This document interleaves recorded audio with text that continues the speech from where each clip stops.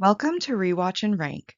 On this channel, we rewatch older TV shows, provide a summary and opinion on the episode, before ranking each episode against each other.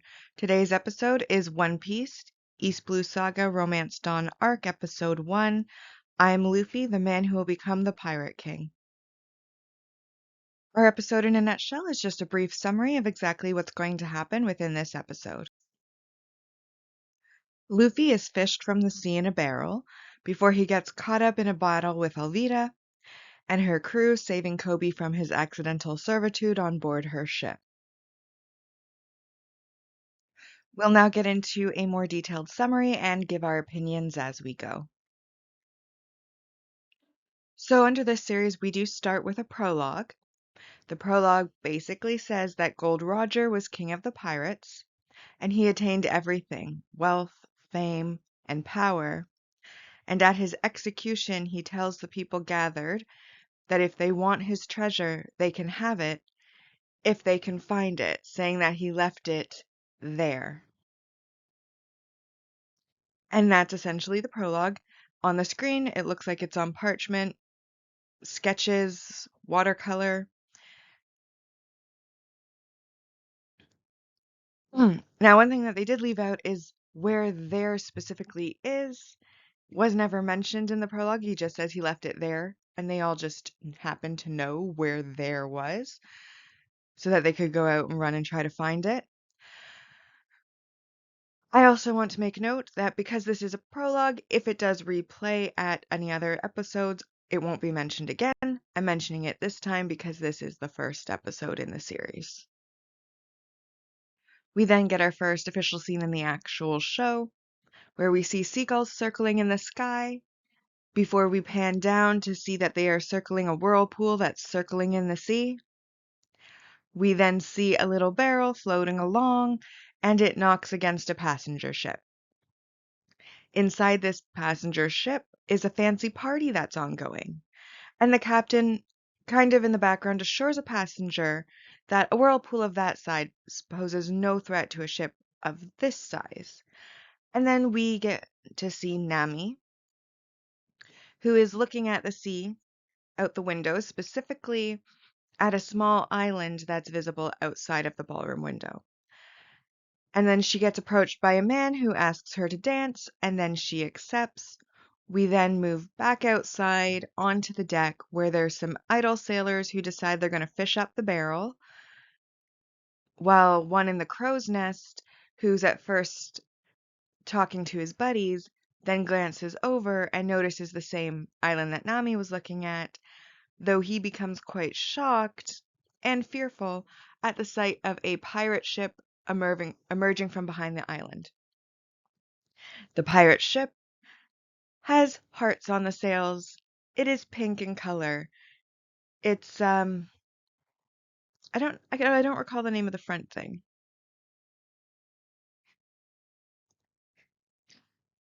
Sorry.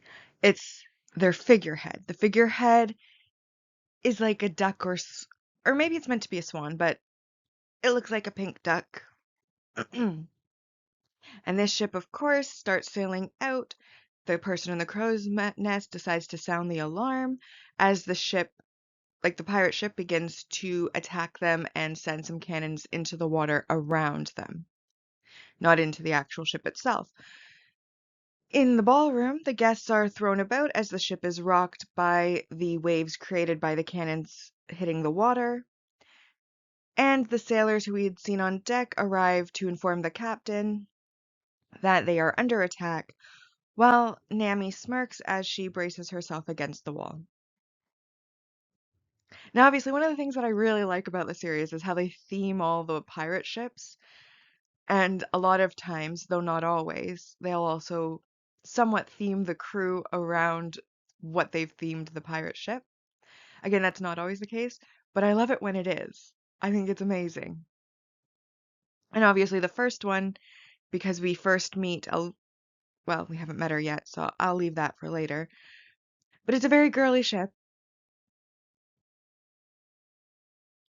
And the one design thing I have against it is that the figurehead is very thin and straight, like it's not very, it doesn't stand out much. It is like a duck, But it's a duck with like a really long neck, which is why I thought it might be a swan, but at the same time, I feel like it's a duck.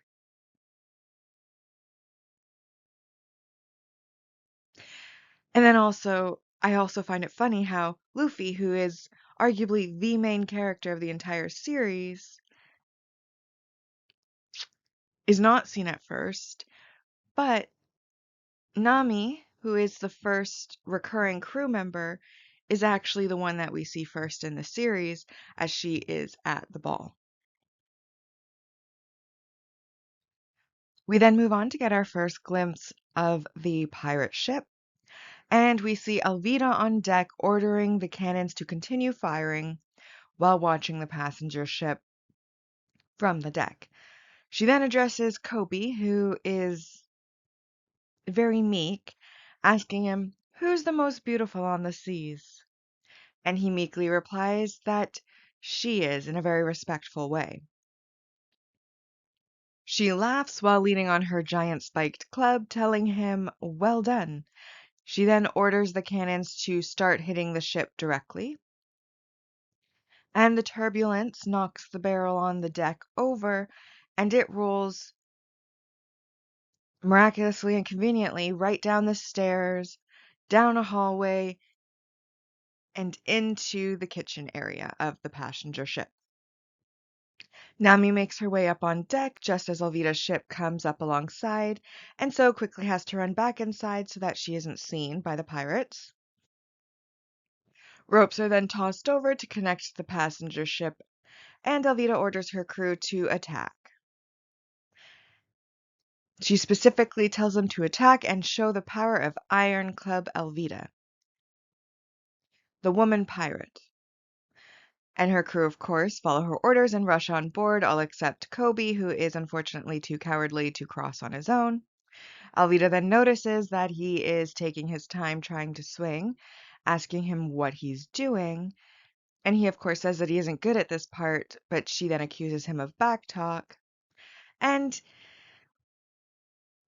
he whimpers anything but the club, and she tells him to get in gear and then kicks him across to the passenger ship, and he lands face first into a wall.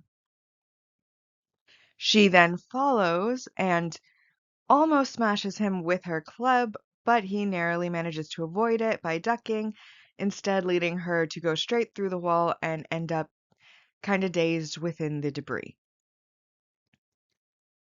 Obviously, the part where she's "Who's the most beautiful on the seas" brings to mind Evil Queen from Snow White. I don't know if that was the intention, but anytime anyone is asking anything, whether it be mirror, object, or person, who is the most beautiful of them all or fairest of them all, I immediately get Evil Queen vibes. The comedy comes in because she is not at all, in her initial iteration, the way that she is drawn here, good looking at all. She's purposefully drawn very wide and almost distorted. If you've watched One Piece, you know that the drawings are not always proportional. So she's drawn very wide, very distorted. She's drawn with a lot of black spots along her face. I think they're meant to be freckles, but they're rather large, so maybe more so beauty marks. She obviously has hair that's a little bit bushy and tangled. So we can see she's not a good looking person. But the crew basically has to tell her that she's a good person to feed her ego. And then Kobe. Here's the thing. With Kobe, as rewatchers, we know the future. We know he becomes better. We have to endure this time with him here where he is not yet better.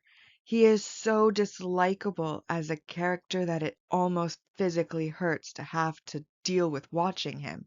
Like, honestly, this character the first time I was watching through almost made me want to quit watching. I was like, this is the worst character ever. He is whiny, he's cowardly, he's meek, he's drawn ugly, like he's just the worst character. Absolutely awful. Hard to watch, but we know as rewatchers, we know the future, and we just know that we have to endure for now because he does eventually get better as a character. It just doesn't come till Water 7 Saga, which is going to be on this channel at least because we do one episode a week. Years from now, we will see that Kobe gets better. So right now, we just have to endure what he is right now, which is very unfortunate because very dislikable character.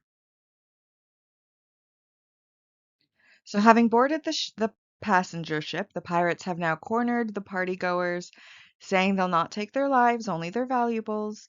And then Elvira arrives, saying that those who resist will be sent to the bottom of the ocean, as the pirates around her all laugh at her threat. Nami, who is listening from behind a wall, takes off her dress, revealing that she has a thief outfit underneath. And then Kobe sneaks into the kitchen area carefully, relieved when he finds that it's empty, and then notices the big barrel that's just so conveniently there. Nami, of course, takes advantage of most of the pirates on Elvita's ship being on the passenger ship now. However, she does get immediately found upon her arrival on Elvita's ship by a drunk pirate that had stayed behind, most likely as a lookout. However, before he can sound any alarms, she kicks him where it hurts most, and he passes out. Obviously, here we're just very small little snippet scenes back and forth of the raid ongoing. Not really much else to say on that. We, of course, do get the revelation that Nami is a thief, but other than that, it's just small snippet scenes showing the raid in progress. Now Kobe, so that he looks like he's doing something, starts to roll the barrel that he found toward the exit of the kitchen when three other pirates come in and accuse him of slacking off. He, in a panic, sort of meek way, assures them that no, no, no, I wasn't slacking off. I'm bringing a barrel of presumably alcohol to Elvita, and they offer to lighten it for him, despite his very panicked protests that Elvita will kill them all if she finds out. As the strongest of the three pirates goes to break the top of the barrel, Luffy bursts out and punches him in the face. He was in the way. Of course, the rest of the pirates, including Kobe, look at Luffy in shock as he stretches his arms out, saying that he slept great. Luffy then notices the guy on the floor and the other people looking at him in shock and asks who they are. They then throw that back at him, asking who he is, and Luffy ignores them, helpfully pointing out that the guy on the floor will catch a cold if he sleeps there, before climbing out of the barrel. The two pirates, of course, are flabbergasted that Luffy has the audacity to tell the one on the floor that he'll catch a cold when he's the one who put him there, and point that out to him before threatening him with their swords, asking if he's going to mess with them, even knowing that they're pirates. Luffy, of course, continues to ignore them. They aren't really worth his attention, and asks Kobe, who's obviously the meekest, if there happens to be any food. The pirates behind him, of course, get angry at being ignored and go in for the attack as Kobe's fear gives it away as he's glancing behind Luffy's shoulder with a look of terror on his face. And Luffy, of course, turns around. We then don't get to see it on screen, but there's the sound of a clash and a clack. And then we see two broken blade halves sticking into the ceiling. While Kobe crouches in fear, covering his eyes, before he glances at Luffy's back in shock that he's not dead. The other pirates, of course, are frozen in fear as Luffy asks what the big deal is. And one of the pirates asks who he is, and Luffy proudly tells him that he's Monkey D. Luffy with a smile. The pirates then run away, dragging their knocked out member out of the kitchen with them. Kobe comes out of his shocked huddle on the floor in order to urge Luffy to run away, and that he's going to be killed if they return with more people.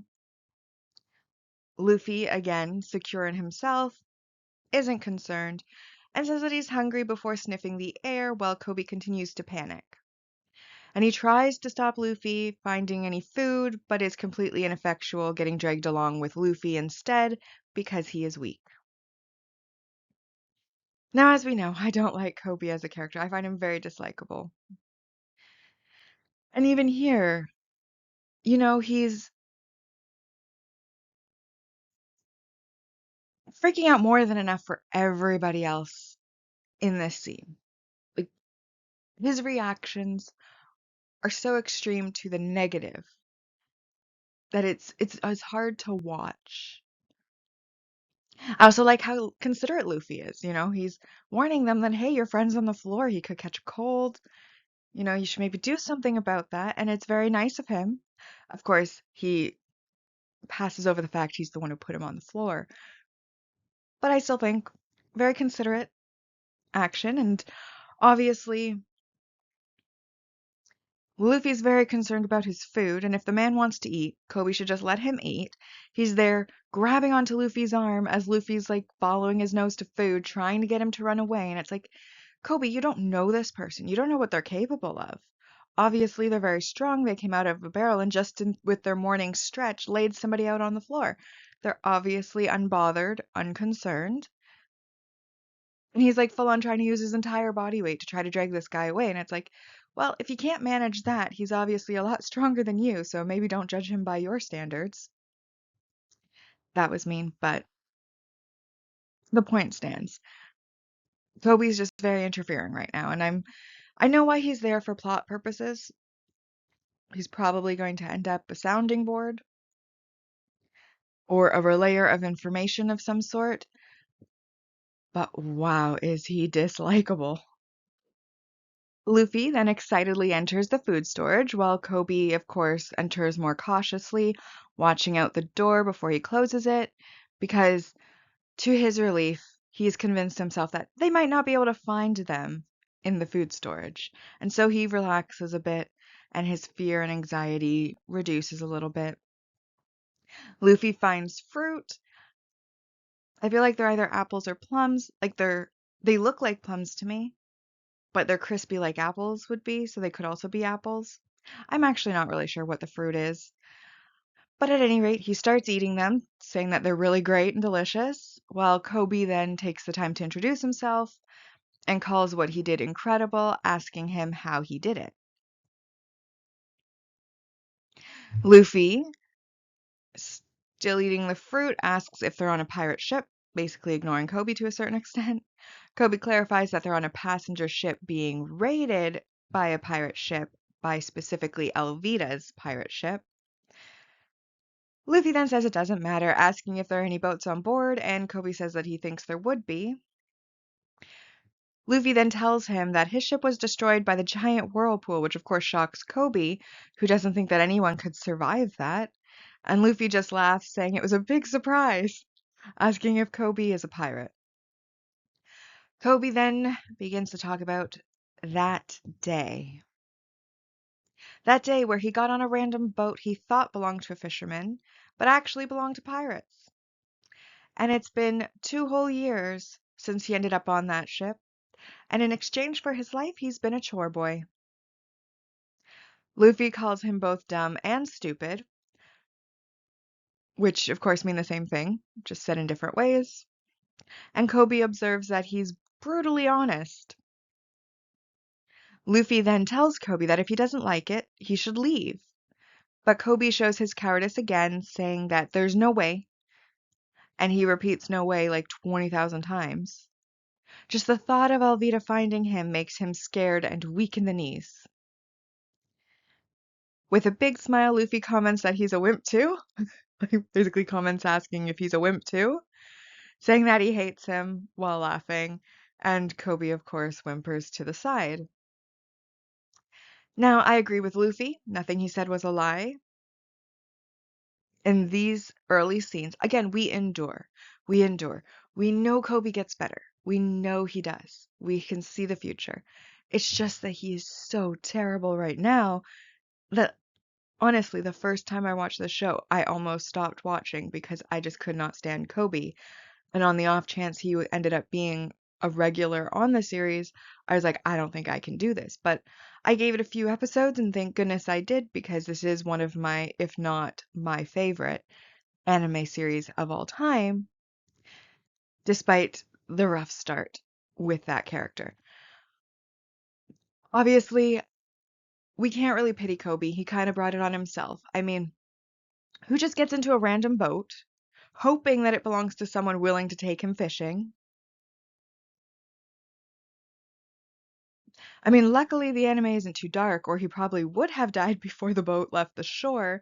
Like if we were in like the Pirates of the Caribbean, which is even then a nicer version of pirates, he probably would have ended up with some lead in his head, and the pirates would have gone to their ship. They wouldn't have kept him around as a chore boy. I also question if he's just a chore boy, why he's even on this raid in the first place.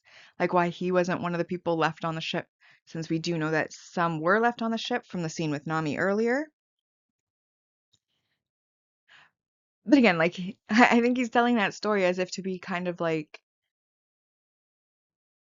we should pity him because he got tricked into accidentally serving on this pirate ship. And it's like he didn't get tricked. He was just dumb. Because normally, like, say for example, he had booked passage on a fishing boat, would he not then have been told where that boat is? And maybe then it was his own fault for getting on the wrong one? Either that or he didn't book a fishing boat. He just decided to get onto somebody else's boat in the hopes that they're going to take him fishing, which obviously ended up being a pirate boat. And obviously, if he had his own boat, he would have known what that looked like and wouldn't have been on that boat. So it's just really weird that he's just randomly getting on boats and then surprised when something bad happens. I mean, even if it was a fisherman, how does he know that fisherman wants to take him fishing? That guy may not want to. Maybe he takes him out and leaves him in the ocean. He has no idea. It's a really dangerous behavior that he's engaging in. So the fact that there were consequences is a good thing. It'll teach people. Don't get on random boats owned by random people if you don't know who that boat belongs to in the hopes that they may take you fishing. From the deck of the passenger ship, Elvira is overseeing the movement of the treasure that they've gathered from the passengers back to her own ship. We then get a little brief scene below decks of Elvira's ship where Naomi is finishing up with packing the treasure that was already on Elvira's ship prior to the raid so that she can steal it. We then return back to the deck of the passenger ship where the two pirates from before burst onto the deck and start talking and mumbling about a barrel monster. Alvida only latches on to the monster part and starts to think that they're calling her a monster, and she throws her club at them in anger. Luckily for those two, that third pirate who was knocked out has woken up, and he's decided to pop his head out and take that club right to his face, and he's sent flying off of the ship. The club then, which is heavier, then falls and lands on top of the heads of the other two, who then clarify that some weird guy popped out of a barrel and suggests that he may be a bounty hunter. Again, these are just some short scenes. Obviously, there's the physical comedy aspect of, the club, the one guy just waking up, getting sent overboard. And I feel so bad for that guy. First, he gets punched.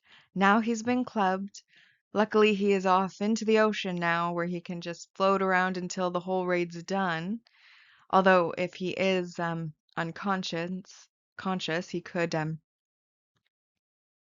might have some trouble breathing depending on how he landed. But as I mentioned before, this isn't really a dark anime. This is very much a fun comedic anime, and so I don't foresee that he is going to have trouble breathing. But again, short snippet scene, getting the update. Now Alvida knows that there is a stranger on board who is not part of either crew, and we'll see where that takes us. Luffy and Kobe are still in the food storage, and Kobe tells Luffy that he's right about him, as we all knew. If only he had the courage to drift in the ocean in a barrel, saying that there's actually something he had wished to do, but then he quickly changes the subject. in order to ask what made Luffy go out to sea. Luffy then, with all of the confidence in the world, tells him that he's going to be the Pirate King, which shocks Kobe greatly, who asks him that, Are you a pirate? What about your crew?" Luffy, of course, again confidently, tells him that he doesn't have one. He's just about to start looking. Kobe freezes for a moment, still shocked, before helpfully describing that the king of the pirates is the one who obtains the One Piece, plus reiterating the prologue that we were told at the start. He then says that pirates all over the world are looking for the One Piece. Luffy then confirms that, yeah, he is too. And Kobe repeats "no way" over and over and over, saying there's no way he can stand at the apex of the Great Pirate era. Luffy, of course, punches him in the head, creating a little bit of a goose egg on top. And Kobe asks why he hit him, and Luffy says just because.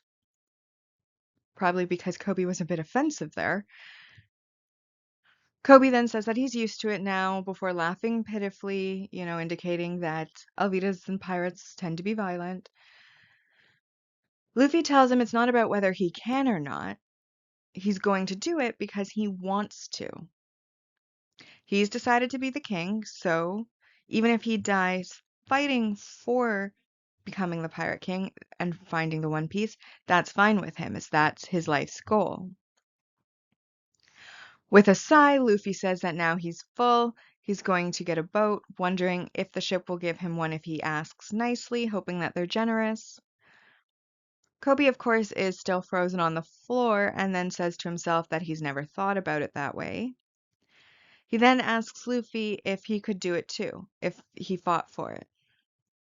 Luffy asks what he's talking about, and Kobe clarifies if he thinks he could join the Navy, because it's been his dream since he was little to catch the bad guys, asking if Luffy thinks he can. Luffy laughs, obviously, asking how would he know? And then Kobe goes on and gets himself all excited, saying that he's gonna do it, he's gonna break away, and even one day he's going to be the one to catch Elvita. And again, this isn't a bad dream. This isn't a bad scene. We learn about Luffy's dream, we learn about Kobe's dream.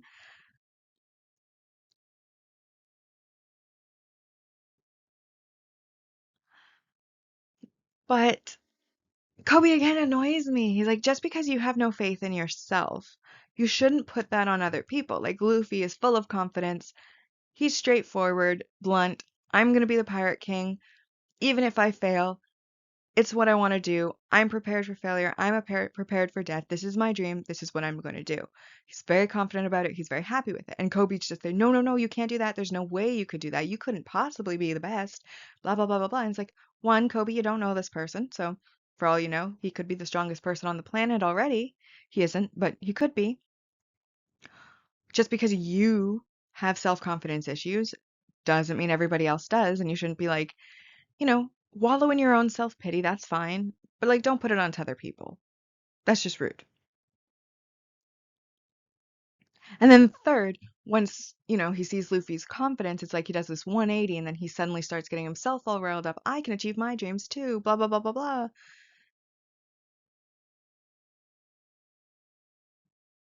Like, complete 180. And it's like, I think your confidence is far too dependent on other people at this point. I don't think you're going to succeed. But like I said, we do, as rewatchers, know the future. We know he gets better. We just have to endure his behavior and his character for now. He will get better. And thank goodness, because if he came back, he was still like this. Well, he's never really a regular, at least in the seasons that I've seen so far. So we just have to endure. All right, so Kobe has gone and gotten himself all worked up. And just as he's, making his big declaration full of courage, confident in the fact that only Luffy is there, Alvida drops through the ceiling, having broken her way down straight from the deck above. She then asks Kobe who he's going to team up with to catch her. Kobe, of course, immediately loses the courage that he managed to somehow gain and huddles in terror while Luffy just kind of curiously watches from the side silently. Swords then begin poking through the wall and door behind Luffy and end up surrounding his head, but they all completely miss him. Alvida then looks down on Kobe with her club over her shoulder as he cowers before her. Then he looks over at Luffy, or rather, then Alvida looks over at Luffy and comments that he doesn't look like Zoro the pirate hunter. Luffy, of course, is confused. Who is Zoro the pirate hunter? And then Alvida asks Kobe who is the most beautiful on the seas without answering Luffy. And Kobe is about to give the standard answer of she is when Luffy then decides to ask who the chunky old lady is, pointing at Alvida and shocking everybody. Shocks the pirates behind the door, shocks the pirates looking down through the hole, shocks Alvida, shocks Kobe. And of course, Alvida's anger starts building up and she gets her little ticks all over her forehead and her face and then she just attacks with her club.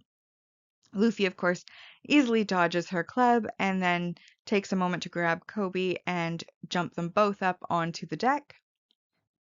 He then fights some of the pirates on the deck, kicking, punching, and then he has to throw one that attacks from behind into the others and says it's not fair to attack from behind, though he still has the upper hand. Then all of the pirates decide to attack at once, and he runs away saying that it's not fair to all attack at once either. But he grabs the mast on his way by and his arm stretches. The pirates, of course, pause to watch his arm stretching while he's still yelling and running forward. He then, once he reaches a comfortable amount of stretch, he then turns back with a smile saying, "Gotcha," and then uses his Gamu Gamu rocket, which we will henceforth just call Rocket, to launch himself forward and fly into the group, knocking all of them down like bowling pins, and of course shocking Kobe and Alvida who are observing from the side. Luffy then stands confidently over his defeated foes, while Kobe crawls out to ask what he is. Luffy then says that he is a rubber human, pulling out his cheek to demonstrate, while Alvida, who came up behind Kobe, comments that he's eaten a devil fruit, and Luffy says that he ate the gum gum fruit. She says that she heard rumors, basically implying that she hadn't been sure that the fruits were real, and then comments on his skills, asking if he is a bounty hunter. He corrects her, saying he's a pirate, and she, of course, mocks him for being by himself. And he tells her, well, it's just him for now, but he's going to find more later, saying that 10 crewmates sounds good to him. Meanwhile, over on Alvida's ship, Nami is taking advantage of the distraction in order to bring her bag of treasure out of Alvida's ship without being noticed by anybody. Kobe again then starts to warn Luffy so that he can run away because he's scared of Alvida, but then he flashes back to Luffy saying that he's decided to be the Pirate King and is willing to die for that. And so instead, once again manages to get inspired by Luffy and calls Alvida the most ugly, craggy old hag ever. Which of course makes Luffy laugh as Kobe continues, that he's leaving her crew to join the Navy and he's going to catch her one day. She, of course, is very angry by this. And then she goes to attack Kobe while he cries and screams in terror before her. Luffy tells him that it was well said and gets in front of him taking the club hit, which of course doesn't hurt him because he's rubber. He then uses his Gamu Gamu pistol, henceforth we will just call this the pistol, which is essentially a punch given extra strength due to the recoil of him stretching his arm. So he stretches his arm out and it just that much stronger. Anyways, it sends her flying into the sea where she unfortunately lands on our friend who, we'll just call him Mr. Misfortune, who's just floating peacefully out in the sea and looking up, thinking about how blue the sky is. before Alvida comes down from that sky and crushes him. Obviously, we feel really bad for that pirate. He was punched by Luffy, not even intentionally. He was hit by the club, not even intentionally. He was sent flying into the sea. And now here Alvida comes, falling from the sky on top of him as he's just out there, relaxing, chilling, floating in the sea. We feel so bad for him. Obviously, this is the first time we get to see Luffy's powers. Luffy's rubber stretching when he uses his rocket and his pistol. We also get his first two named powers, which is his rocket and pistol. And obviously, Luffy is just having a great time fighting, smile on his face, laughing as he goes, having a great time. And then we end kind of with some exposition and question and answers segment. Obviously, at this point, Kobe is trying hard to change. This is starting to try to start him on his journey to being a better character, which we know he will become. We're still enduring right now. But he's getting a flash here, a flash there of some sort of courage, some sort of self-confidence. It goes away as quickly as it comes, but at least he's trying, and that is always commendable. And then we also learn that devil fruits exist, but we don't really get any sort of elaboration on what exactly a devil fruit is, what that means. We obviously know that it had something to do with Luffy becoming a rubber human, but again, we don't get any elaboration at this point. We just get that devil fruits exist, and he happened to eat the gum gum one. So after Alvida is sent flying, obviously Kobe and the rest of Alvida's crew are left in frozen shock. Luffy then decides to turn to Alvida's crew and tells them to give Kobe a boat so he can join the Navy. Of course, at this point now they're leaderless, they're weak, they're cowardly, they're terrified of him. He defeated their leader, and they are more than happy to give him a boat. Of course, then both of the ships start shaking as more cannons now are entering the water as the third party, the Navy, arrives. Luffy laughs and says it's perfect timing and Kobe should go and see them. But as he's a pirate, he needs to get out of there and he jumps over the ship's railing in order to go towards the boat that they've been given. Kobe, of course, yells after Luffy that if he goes to the Navy now, he's going to be captured instead. He's still been helping on Alvida's crew at this point. So he, of course, then moves to follow Luffy. Nami is downstairs well, not downstairs, down on the sea on her own boat with her bag of treasure, and then a shadow sort of forms above her, and when she looks up at it, Luffy and Kobe's boat is falling down the other ship and ends up splashing her when it lands, as Luffy is having again a great time, smiling big, and she and him make eye contact as the boat has landed. Now, as we know as rewatchers, Nami, of course, is going to be one of the recurring crew members of Luffy's crew, so this moment of them locking eyes, of coming into contact, seeing each other for the first time, it all feels very fateful. Like it was meant to be. And also, poor Nami getting splashed by Luffy just causes chaos and destruction wherever he goes.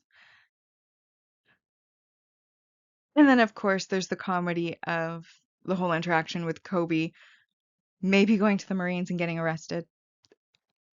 It wasn't that funny, but I feel like it was slightly comedic. It made me smile, so it counts. And with this, we're almost wrapping everything up. Now we come to our final scene of the episode. Kobe and Luffy are on their ship.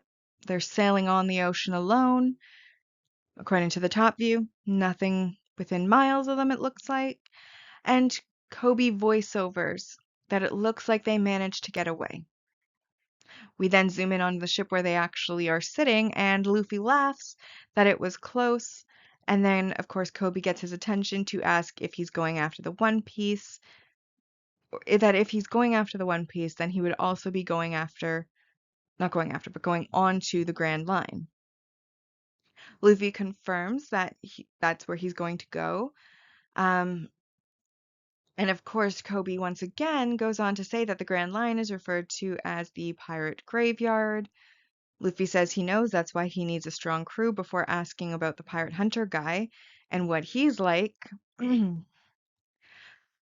Kobe then says that he's being held prisoner at a Navy base, and Luffy loses interest, saying, oh, well, that means he's a weakling. But Kobe denies that Zoro's weak, saying that he's a demon before asking why Luffy wants to know. Luffy then tells him that he'll have him join his crew if he's a good guy, which shocks Kobe, who denies that anyone caught by the Navy could possibly be a good guy, and starts calling Luffy reckless. We then get to see, away from the ship, that there is an island with a town, and within that town there is a naval base, and within that naval base a yard. And within that yard is a Zoro tied up on a cross of wood, and then it zooms in on his lowered face, or lowered head, before he, with a dramatic soundtrack behind him, lifts his head up in order to look through our screens right into our souls. Obviously, this episode has foreshadowed Zoro a couple of times. We hear Alvida mention him, Luffy asking who it is. Now he's talking with Kobe, asking, who is this guy? Maybe I'll have him join my crew. And now, right at the end, the very final scene we get is, of course, seeing Zoro's current status. So, pretty foreshadowed. Now, these sort of final scene little teasers of the characters, I don't count them as character introductions.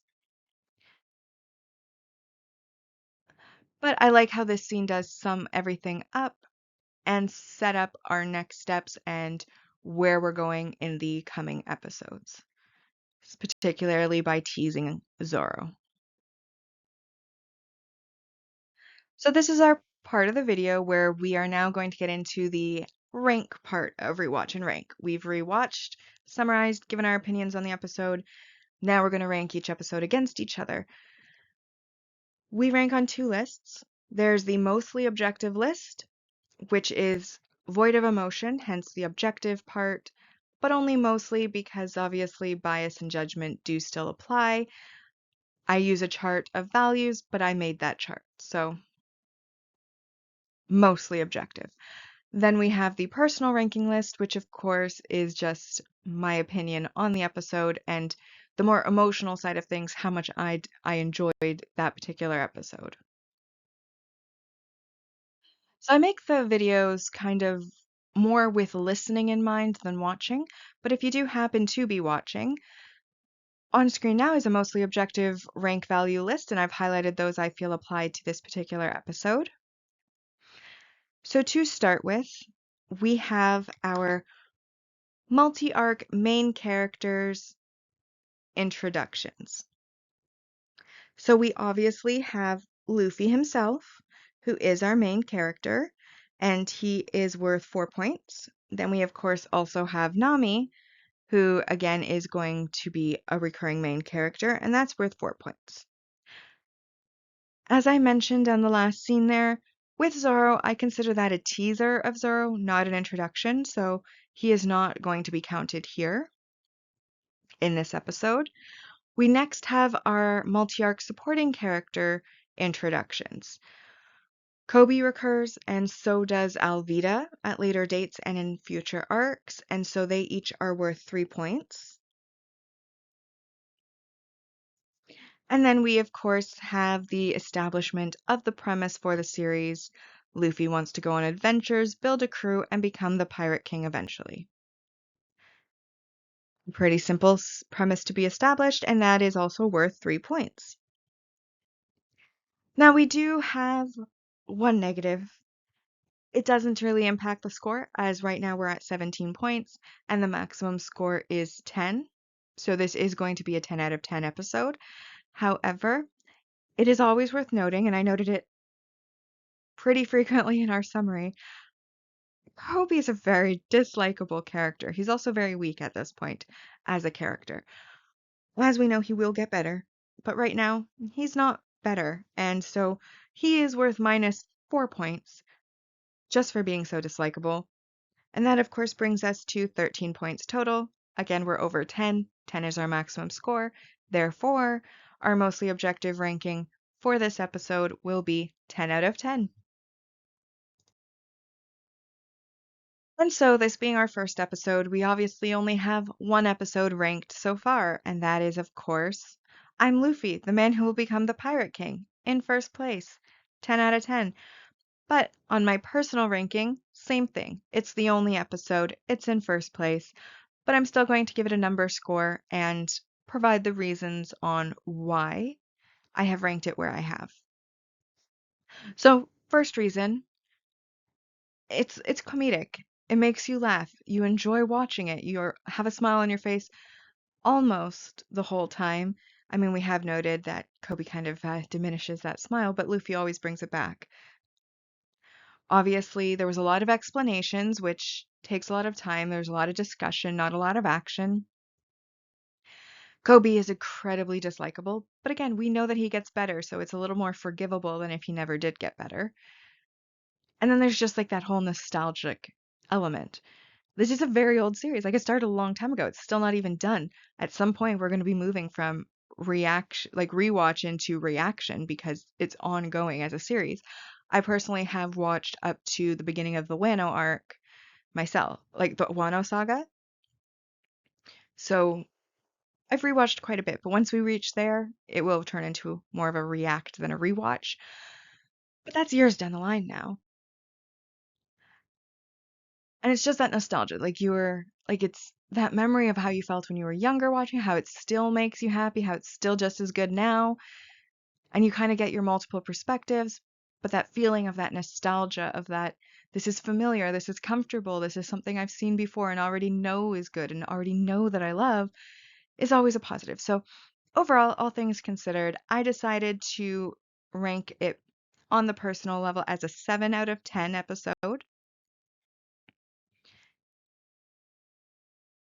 So now that we have our number scores, we can now go into our next ranking, which is the saga ranking so far. Obviously, this is the part where we are ranking each of the arcs against each other. And the way that we create that ranking is by totaling up the scores from each episode. And then we find out the percentage overall score. And of course, the arcs that have a higher percentage are better, the ones with a lower percentage are worse. And we decide which arcs are maybe worth rewatching and which ones maybe next time you give a pass to. Now, in this arc, there are only 3 episodes, which leads to a maximum score of 30. Right now, we have our mostly objective as 10 out of 30 and our personal as 7 out of 30. And with that, we've now rewatched and ranked One Piece, The East Blue Saga, Romance Dawn Arc Episode 1. I'm Luffy, the man who will become the Pirate King. Like and subscribe if you'd like to, and I'll see you in the next episode.